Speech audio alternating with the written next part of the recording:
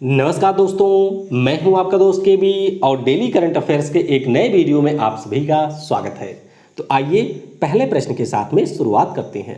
प्रत्येक वर्ष सूखे व मरुस्थलीकरण से निपटने का जो विश्व दिवस होता है, यानी कि हम बात कर रहे हैं world day to combat desertification and drought, ये कब मनाया जाता है?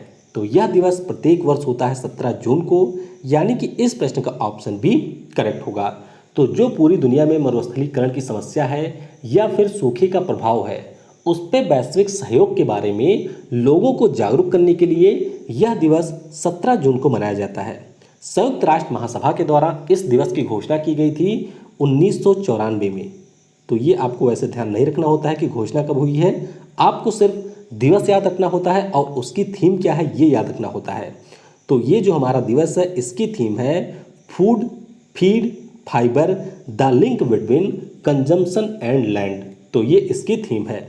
और सूखे और मरुस्थलीकरण से निपटने के लिए संयुक्त राष्ट्र की एक स्पेशलाइज्ड एजेंसी है जिसका नाम है UNCCD, यानी कि United Nation Convention to combat desertification, और इसे 17 जून 1994 को लॉन्च किया गया था। UNCCD का पिछले वर्ष एक सम्मेलन हमारे यहाँ भारत में हुआ था। तो किस स्थान पे वह सम्मेलन हुआ था और वह कौन सा संस्करण था, ये आपको नीचे कमेंट में बताना है अगर आपको याद है। भारतीय दिवाला व शोधन अक्षमता बोर्ड, यहाँ पर बात हो रही है IBBI की। तो इसने किसकी अध्यक्षता में insolvency and bankruptcy board of India की सलाहकार समिति का गठन किया? तो ये जो समिति है इसके अध्यक्ष हैं उदय कोटक। और उदय कोटक के बारे में मैं आपको पहले भी बता चुका हूँ कि ये कोटक महिंद्रा बैंक के MD और CEO हैं, और अभी जो हमारा भारतीय उद्योग परिसंघ है उसके ये नए अध्यक्ष भी चुने गए हैं। तो ये आपको ध्यान रखना है। अब अगर हम लोग इस सलाहकार समिति की बात करते हैं तो इसमें कुल मिलाकर के सदस्यों की संख्या है 14, और इन 14 सदस्यों में से एक तो अध्यक्ष हो गए उदय कोटक और एक हैं मैथिल उन्नीकृष्णन जो कि इसके सचिव हैं। IBBI की बात करते हैं तो 1 अक्टूबर 2016 को इसे लॉन्च किया गया था और अध्यक्ष वर्तमान में इसके हैं MS साहू। आइए कोरोना वायरस यानी कि वुहान वायरस अपडेट जान लेते हैं। तो दुनिया में 83 लाख से ज़्यादा लोग इससे संक्रमित हो चुके हैं, लेकिन हम लोग बात करेंगे अपने देश भारत की। तो भारत में जो संक्रमित व्यक्तियों की संख्या है वह 3,66,000 के ऊपर पहुंच चुकी है। अपने देश भारत में 12,200 से ज़्यादा लोगों की डेथ हो चुकी है और वर्तमान में सबसे ज़्यादा प्रभावित राज्य है महाराष्ट्र। तो ये रहा कोरोना वायरस अपडेट। और अगर आपने ऐप को डाउनलोड नहीं किया है तो नीचे आपको लिंक मिलेगी, वहाँ से जाकर के आप ऐप को डाउनलोड कर सकते हैं। ये है KB गुरुजी टेलीग्राम चैनल, जहाँ पर मैं आपसे डेली क्विज पूछता हूँ, तो इसमें भी आप पार्टिसिपेट कर सकते हैं। और वीडियो की जो आपको PDF है वह भी टेलीग्राम चैनल पर मिल जाया करेगी। और वीडियो अगर आपको पसंद आता है तो वीडियो को लाइक और अपने दोस्तों के साथ में जहाँ तक संभव है शेयर भी जरूर किया करें। चलिए बढ़ते हैं अगले प्रश्न की तरफ। शारजाह ऑनलाइन अंतर्राष्ट्रीय शतरंज चैंपियनशिप के विजेता कौन रहे? तो इसे जीता है शखरियार मामेदिरोव ने। थोड़ा सा अटपटा नाम है। शखरियार मामेदिरोव ने इस टूर्नामेंट को जीत लिया है और इन्होंने फाइनल मुकाबले में भारतीय ग्रैंड मास्टर पेंताला हरिकृष्ण को हराया। तो कुल मिलाकर के 10 राउंड में यहाँ पर शखरियार मामेदिरोव जो कि अजरबैजान के खिलाड़ी हैं, इनको मिले 7.5 अंक, और दूसरे स्थान पर रहने वाले भारत के ग्रैंड मास्टर पेंताला हरिकृष्ण को मिले 6.5 अंक। एक नाम आपको यहाँ पर और ध्यान रखना है जो कि है D गुकेश का। तमिलनाडु के चेस खिलाड़ी हैं और दुनिया के सबसे कम उम्र के ग्रैंड मास्टरों की सूची में ये दूसरे स्थान पे हैं। तो ये आपको याद रखना है। खादी व ग्राम उद्योग आयोग ने किस राज्य में नीरा व ताड़ गुड़ के उत्पादन के लिए एक परियोजना की शुरुआत की? तो ये इन्होंने शुरू किया है महाराष्ट्र में। तो इस प्रश्न का ऑप्शन ए करेक्ट होगा। महाराष्ट्र में कहाँ? तो महाराष्ट्र के पालघर जिले में इसकी शुरुआत की गई है। और यहाँ पर अगर हम लोग बात करते हैं नीरा की, तो नीरा एक प्रकार का पेय पदार्थ होता है। यहाँ पर आप देख सकते हैं ये लड़की ऊपर से उतार रही है नीरा को, जो कि ताड़ के वृक्ष से प्राप्त होता है। ताड़ी आपने सुना होगा, जो लोग थोड़ा सा गाँव के होंगे उन्हें पता होगा ताड़ी के बारे में। तो यह एक पोषक पेय होता है। तो यहाँ पर KBIC की योजना है कि हम लोग जो सॉफ्ट ड्रिंक होते हैं उसके विकल्प के रूप में नीरा को प्रमोट करें और इसके माध्यम से जो हमारे जनजातीय समुदाय के लोग हैं उनके लिए स्वरोजगार का सृजन भी किया जाए। KVIC की बात करते हैं तो यह हमारे MSME मंत्रालय के अधीन एक संस्थान है। स्थापना इसकी अप्रैल 1957 में हुई थी और इसके अध्यक्ष विनीत सक्सेना। KVIC के बारे में 2-3 चीज़ें आपको और याद रखनी है। रेशम कीट पालन के लिए एपियरी ऑन व्हील्स भी इनके द्वारा लॉन्च किया गया। इसके अलावा जो हमारे भारत का पहला रेशम प्रसंस्करण केंद्र है उसकी स्थापना KVIC ने गुजरात में की है और KVIC के द्वारा टाइटन कंपनी के साथ में मिलकर के खादी वॉच को भी लॉन्च किया गया। कौन सा राज्य मनरेगा के तहत रोजगार देने में पहले स्थान पर रहा है? तो यहाँ पर पहले स्थान पर रहा है उत्तर प्रदेश।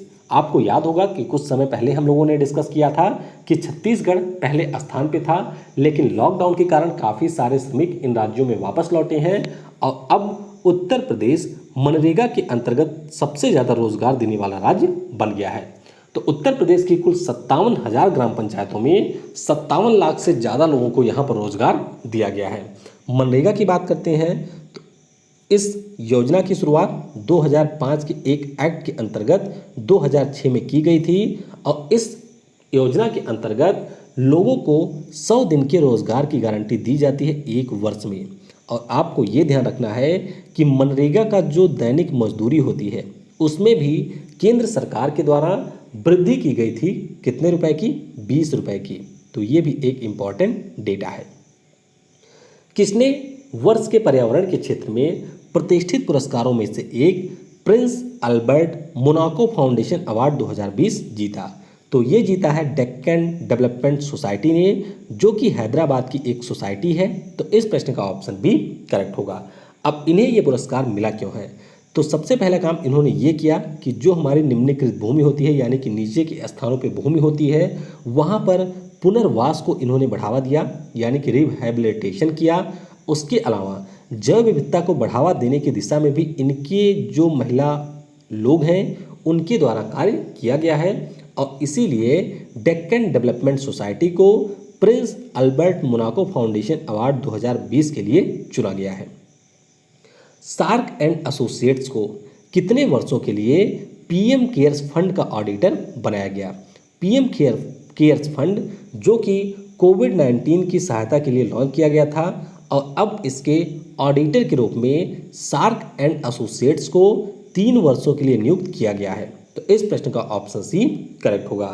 तो शार्क एंड एसोसिएट्स की बात करते हैं तो इसके अध्यक्ष हैं सुनील गुप्ता और इन्हीं की अध्यक्षता में PM citizens assistant and relief and emergency situation, जिसका शॉर्ट फॉर्म है पीएम केयर्स, तो इसके लिए ऑडिटर चुना गया है यानी कि ये इसके बारे में ऑडिट करेंगे। और आपको ये भी थोड़ा सा ध्यान रखना है कि 2019 में इसी संस्था को प्रधानमंत्री राहत कोष का भी ऑडिटर बनाया गया था। खेल मंत्रालय के द्वारा पहले चरण में कितने राज्यों में खेलो India state centres of excellence की स्थापना की जाएगी? तो ये स्थापना की जाएगी कुल मिलाकर के 8 राज्यों में, जिनमें से 4 आपके हमारे उत्तर पूर्वी राज्य होंगे और बाकी के 4 अन्य भारत के राज्य होंगे। तो ऑप्शन ए यहाँ पर करेक्ट होगा। अब इस योजना के अंतर्गत होगा क्या? तो इस योजना के अंतर्गत जो हमारे राज्य होते हैं, जाहिर सी बात है वहाँ पर कुछ खेल की सुविधाएं उपलब्ध होती हैं राज्य सरकारों के अधीन, तो इनको अपग्रेड किया जाएगा खेल मंत्रालय के द्वारा और उन्हें खेलो India state centres of excellence का दर्जा दिया जाएगा। अब इस प्रकार से दर्जा देने का फायदा ये होगा कि खेल मंत्रालय के द्वारा उन सभी खेल सुविधाओं के लिए वैज्ञानिक और तकनीकी आवश्यकताओं की पूर्ति के लिए, इसके अलावा बेहतर कोच यानी कि प्रशिक्षकों की नियुक्ति के लिए आर्थिक मदद खेल मंत्रालय के द्वारा दी जाएगी। हालांकि योजना है खेल मंत्रालय की कि इस प्रकार के जो सेंटर ऑफ एक्सीलेंस होंगे उनकी स्थापना हम पूरे भारत में करेंगे, लेकिन यहाँ पर जो पहला चरण है उसके अंतर्गत 8 राज्यों में स्थापना की जाएगी। खेल मंत्री कौन है? तो किरण रिजिजू हमारे खेल मंत्री हैं। संतोष झा किस देश में भारत के राजदूत के रूप में नियुक्त किए गए? तो संतोष झा को भारत का राजदूत नियुक्त किया गया है बेल्जियम में। तो इस प्रश्न का ऑप्शन डी करेक्ट होगा। और अगर आपको याद हो तो मैंने आपसे बताया था कि बेल्जियम में हमारे राजदूत कौन थे, गायत्री कुमार, तो ये बन गई हैं यूनाइटेड किंगडम में, तो इनका स्थान खाली हुआ था। तो अब उज्बेकिस्तान में हमारे राजदूत संतोष झा को बेल्जियम में नया राजदूत बनाया गया है। उसके अलावा आपको ध्यान रखना है कुवैत का, तो कुवैत में हमारे कौन बने हैं, सिबी जॉर्ज। सिबी जॉर्ज कुवैत में हमारे राजदूत बन गए हैं, जो कि पहले कहाँ के थे, तो ये थे स्विट्जरलैंड के, जहाँ की मोनिक मोहता अब नई राजदूत बन गई हैं। बेल्जियम की बात करते हैं तो इसकी राजधानी है ब्रसल्स में, और ब्रसल्स में ही आपको यूरोपियन यूनियन और नाटो का मुख्यालय भी मिलेगा। मुद्रा यहाँ की है यूरो, और यहाँ की पहली महिला पीएम बनी है सोफे विल्म्स, पिछले साल ही ये बनी थी, तो ये भी आपको ध्यान रखना है। और बेल्जियम की बात करते हैं तो ये यूरोप महाद्वीप का एक देश है जो कि नीदरलैंड, जर्मनी, लग्जमबर्ग और फ्रांस के साथ में अपनी सीमा साझा करता है। और बेल्जियम के साथ में अभी भारत सरकार ने एक एक्स्ट्राडिशन ट्रीटी यानी कि प्रत्यर्पण संधि पर भी समझौता किया है। किस राज्य की सरकार ने आईटी पेशेवरों के लिए कर्मभूमि नौकरी पोर्टल लॉन्च किया, तो ये लॉन्च किया है पश्चिम बंगाल ने। तो इस प्रश्न का ऑप्शन ए करेक्ट होगा।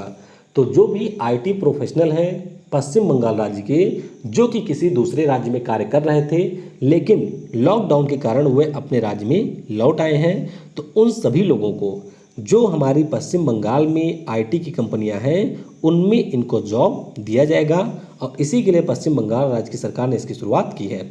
पश्चिम बंगाल की अगर हम लोग बात करते हैं तो यहाँ पर अभी स्नेहर पोरोश नाम की योजना शुरू की गई, जो लॉकडाउन में लौटे हुए मजदूर हैं उनके लिए। प्रोचेस्ता योजना शुरू की गई जो अन्य राज्यों के फंसे हुए मजदूर हैं उनके लिए, और मातृ स्मृति योजना की भी शुरुआत की गई। नाबार्ड के द्वारा 1050 करोड़ रुपए भी दिए गए हैं पश्चिम बंगाल को। एग्जिट ऐप भी लॉन्च किया है पश्चिम बंगाल की सरकार ने। इसके अलावा पश्चिम बंगाल से आपको 2-3 चीज़ें और याद रखनी है, जैसे कि बक्सा बर्ड फेस्टिवल, ये भी आयोजित किया जाता है पश्चिम बंगाल में।